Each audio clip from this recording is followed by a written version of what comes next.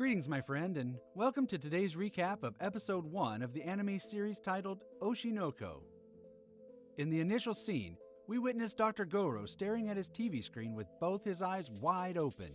From the looks of it, the guy has been infatuated with a certain idol named Ai Hoshino for quite a while now. As a way to cover up his mischievous activities, Gorou himself states how staring at something beautiful, Ai Hoshino in this case, helps maintain one's mental health. Even if that's the case, it still doesn't excuse you from acting like a total perv. Later on though, Gorou reveals how he once grew rather fond of a 12-year-old patient of his. Regrettably, said girl, whose name was Serena, gave in to her illness and died shortly afterward.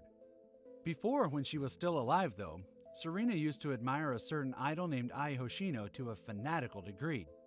That said, for reasons unknown, Gorou started to superimpose the two girls afterward, resulting in him idolizing Ai Hoshino in a similar way he was attached to his former patient, Serena.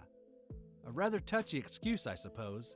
In reality, though, the guy's merely a pervert who became smitten over an idol almost half his age.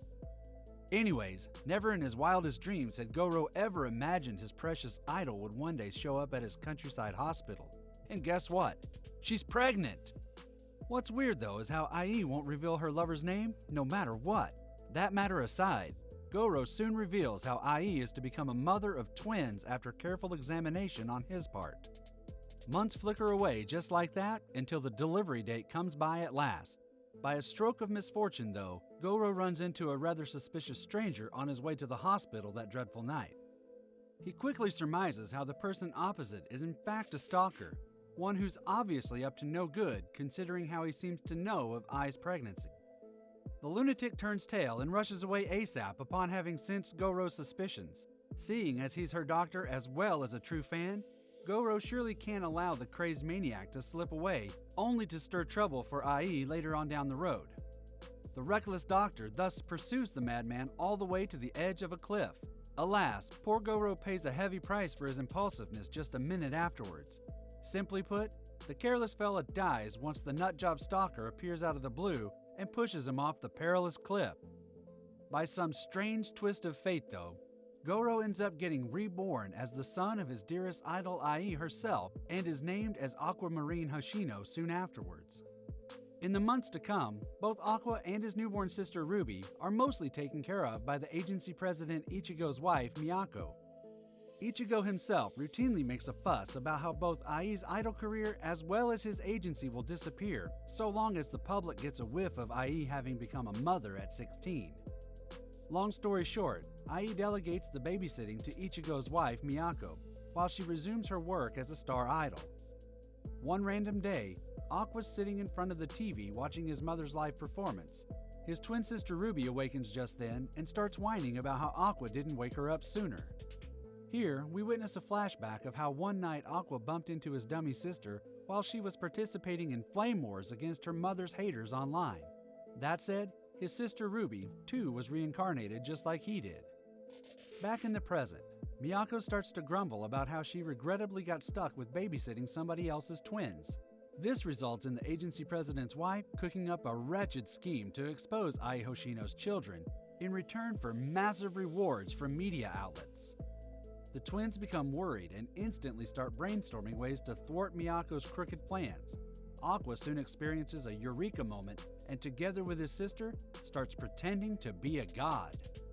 Miyako, of course, falls for the trick, since there's no other way for two 6-month-olds to speak in such an eloquent manner. The two little gods instruct their babysitter to serve both them as well as their mother to the best of her abilities. Poor Miyako's easily intimidated by their threats, and thus succumbs to her fate as a nanny for years to come. Later that night, Aqua mutters to himself how his twin sister Ruby idolizes their mother Ai with the same intensity his late patient Serena used to back when she was alive. Ruby manages to hear the word Serena, and hence stands there confused for a moment. Turns out, Ruby was Serena in her past life. Anyways, the sleepy-eyed girl soon shrugs it off as a mere coincidence and goes back to sleep.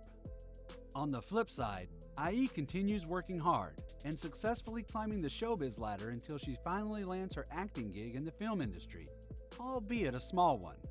The twins, of course, tag along as well to experience the film shooting in person.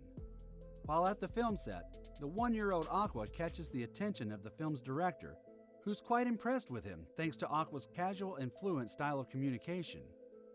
Afterwards, the director promises to offer their mother Ai a major role in another of his films. There's one catch though: Aqua must partake in the film as an actor as well.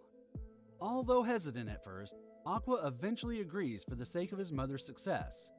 Up next, Aqua is casted in a scene where his main purpose is to appear creepy enough when giving directions to a random adult straggler. Needless to say, the boy nails his role flawlessly.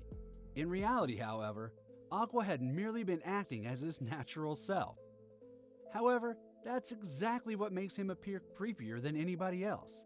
After all, it's not every day you run into a spooky child that exudes such mature vibes and can speak so casually despite being a toddler.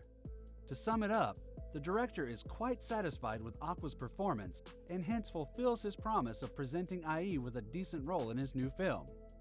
The project ends up serving as quite an elevator for Ai in the years to come, turning her into an up-and-coming star within just 3 short years. Later on, Ai overhears her kids discussing their unknown father with much curiosity. Hence, for their sake alone, Ai finally ends up contacting her twins' biological father. Upon connecting, Ai questions whether her past lover would fancy her arranging a meeting with their mutual kids at her new address. Regrettably, such a meeting never occurs, since pretty soon that crazed lunatic comes looking for Ai, the same one who pushed Gorou off the cliff a few years ago. The heartless monster now stabs Ai right in the gut the moment she opens the door. Later, he starts yammering about how she betrayed her fans by running an affair, getting impregnated, and finally giving birth to children, all done in secrecy. The insane fella is nowhere to be seen a few seconds afterwards. On the other hand, poor Ai bleeds to death next to her heartbroken pair of twins. In the days to come, it's revealed how the murderer ended up committing suicide after a torrent of guilt and self-disgust hit him for having stolen away such a precious and innocent life. After the funeral, Miyako offers to act as a substitute mother in hopes of smothering the twins with as much love as they need. From the looks of it, the agency's president's wife has genuinely started to care for the twins as if they were her own by now. In the days to come, the pure-hearted Ruby shows faint signs of recovering from the trauma. Alas, same can't be said for Aqua, who seems to have lost his life's purpose upon his mother's death and is seriously contemplating suicide at the moment. However, a piercing thought occurs to him just then. Thing is, Ryusuke might be off the charts when it comes to being nuts. However, he most certainly didn't have any talents as a detective and instead was merely an ordinary high schooler. Begs the question, who's been spoon-feeding Ryusuke with various sensitive pieces of info about Ai from time to time, such as her hidden surname, news of her pregnancy, or her new address? Aqua thus plays a little game, one by one starting to eliminate all individuals from a list of suspects who knew such sensitive information regarding their mother. Both the agency president Ichigo and his wife Miyako had too much to lose since Ai was serving as the face of their agency. Other than those two, only one other person could possibly have known all those things: their father. With that line of thought, Aqua instantly becomes hell-bent on avenging Ai, who was not just the twins' mother, but also their most beloved idol. Episode 1 unfortunately comes to an abrupt end here. Please do tell in the comments whether or not you think how the twins' mysterious father would have indeed been responsible for the untimely and cruel death of their mother.